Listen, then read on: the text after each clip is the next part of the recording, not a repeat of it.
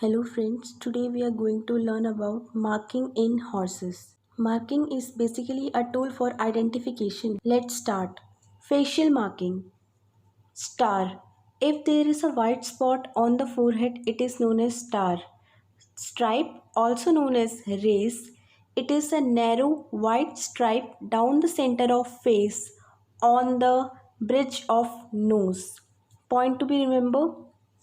Star and stripe, if continuous, it is known as conjoint. Stripe is separated from star.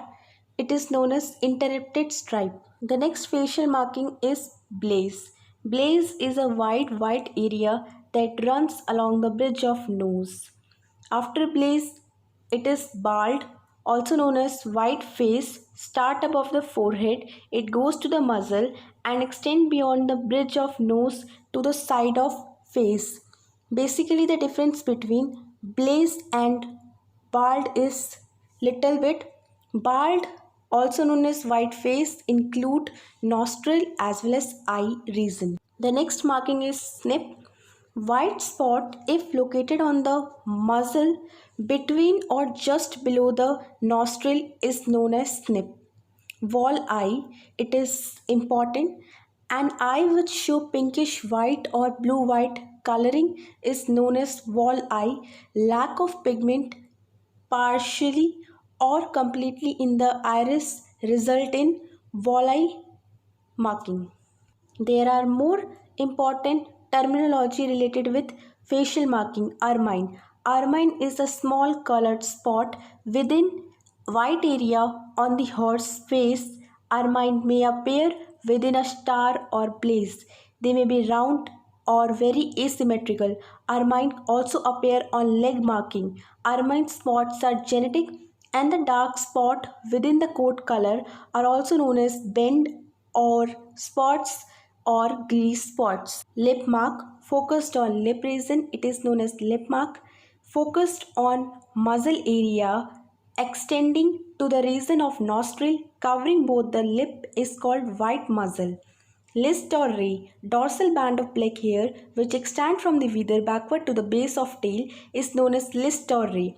Flesh mark, lack of pigmentation. A flesh mark is described as such and not as white mark. Black spots within the flesh mark are to be indicated. Zebra mark, where there is a dark or black striping on the limb, neck, quarter or wither. If the zebra band or zebra mark across the wither, it is known as white stripe. And the dorsal stripe is also known as eel stripe. Wall or roseate or cow-licked marking. A hair wall is a patch of hair growing in the opposite direction of the rest of the hair.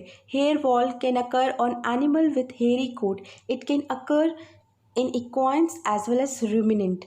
Location where walls are found in equine include the stomach, face, stifle and the hock joint. Flecked or speckled marking, where small collection of white hair occur distributed irregularly in any part of the body, is known as flecked or speckled marking. The degree of the flecking may be described by the term heavily flecked or lightly flecked.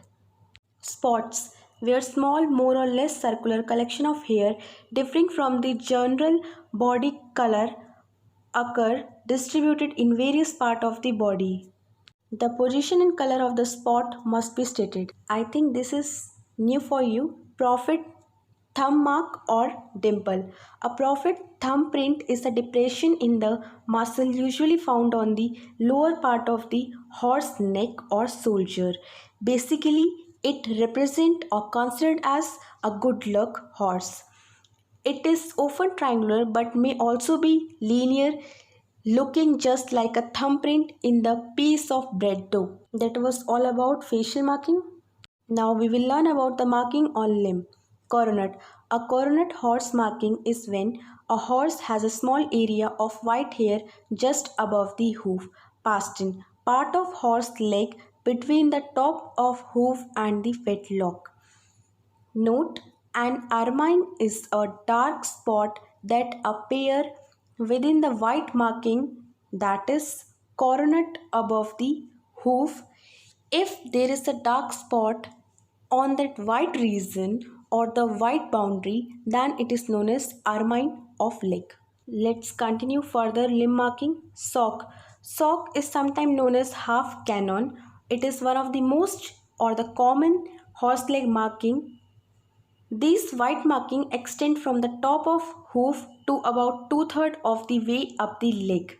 Boot. A boot extend higher than a sock but it stay below the knee. Stocking. The next step from the boot is stocking. The horse marking start above the hoof and extend past the knee. First marking we learn cornet, then pastern, then further sock, boot, stocking, which extend above the knee.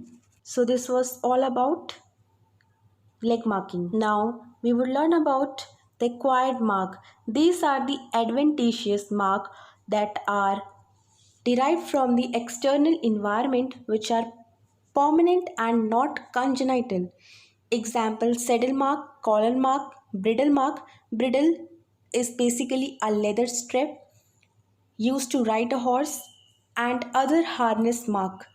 Tattoo, brand mark, cold branding, scar, and the pin firing are the most common example. Freeze marking example: BLM marking, that is Bureau of Land Management. This was all about facial marking, limb marking, and the acquired marking.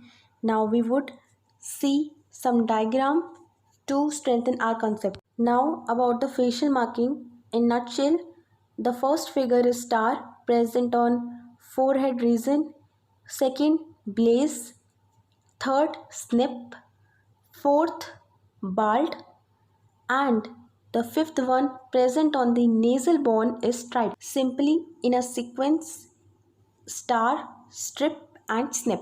Now talking about limb marking in nutshell, starting from the ground level. First is coronet, second half pastern, third pastern, fourth fetlock, fifth half cannon, also known as half stocking or sock, cannon 3 by 4th stocking, knee or hock, also known as stocking, and above knee or hock. Let us see some important three diagram. The first diagram is of wall eye, the second diagram is of lip marking, and the third diagram is of white marking or white muzzle. Friends, please show your support. Thank you.